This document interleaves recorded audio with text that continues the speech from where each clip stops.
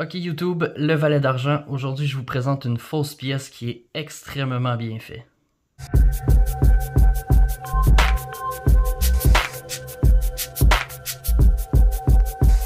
Donc salut tout le monde, j'espère que vous allez bien. J'ai reçu ça par la poste, une Johnson Matthey 999 Fine Silver, 1 once.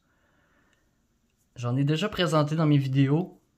Celle-là, c'est une fausse pièce. On va essayer de voir si on peut le découvrir que c'est une fausse pièce. J'ai le ping test avec une application ici. J'ai la balance. J'ai une règle. C'est pas le meilleur pour vérifier son épaisseur et sa grosseur, mais ça va faire l'affaire pour tout de suite. J'ai aussi fait le test avec une aimant super puissante, puis l'aimant colle pas du tout sur la pièce.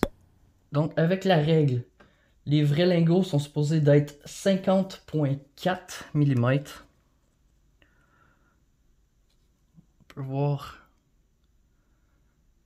50, ça me semble juste, par 29,4.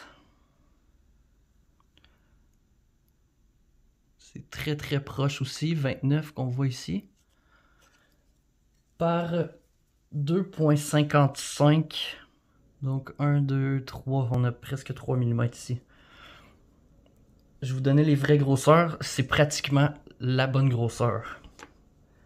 Maintenant, si on vérifie le poids, on va mettre des vraies pièces avant. On va commencer par une philharmonique. Elle est 31,25. Ben, vous le voyez pas ici, mais il va falloir se fier à moi. 31,25. J'ai une kangourou. 31,29. Et la Johnson Matthey devrait être à peu près dans les mêmes alentours. Elle est à 32 et 33, donc elle est plus pesante. Ça, c'est très spécial. Habituellement, s'il serait la bonne grosseur, il serait plus léger parce que l'argent est un métaux plus pesant. Donc, c'est la première fois que je vois ça. Je pourrais m'avoir fait avoir si je l'aurais acheté d'un particulier. Le ping test, je vous explique un peu ce que c'est. Ici, j'ai plusieurs pièces. J'ai pas la Johnson Matthey par exemple, mais on peut l'essayer avec ceux que j'ai montré tantôt. On va juste trouver la philharmonique. Elle est ici. Donc, je la place au bout de mon doigt. J'appuie sur commencer. Donc ils disent close detected 2 out of 3 frequency. Fait qu'il est proche de la bonne fréquence. Maintenant le kangourou.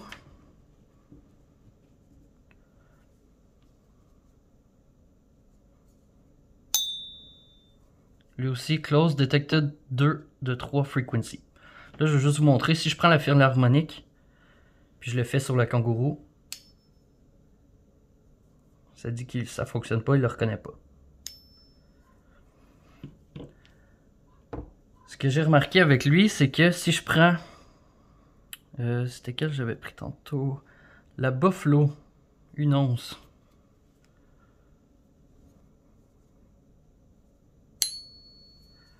Ils disent la même chose, close, detected 2 de 3, les fréquences 2 sur 3, comme la Buffalo.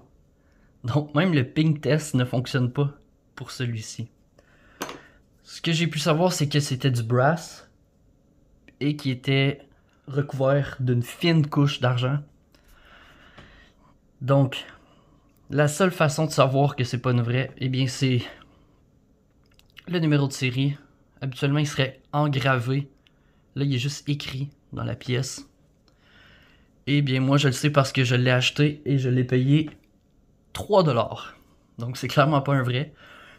Ça prendrait une machine spéciale pour vraiment prouver facilement que ce l'était pas, mais j'ai rarement vu quelque chose d'aussi parfait comme reproduction. Donc, faites attention. Faites sûr de vous acheter des pièces comme celui-ci, la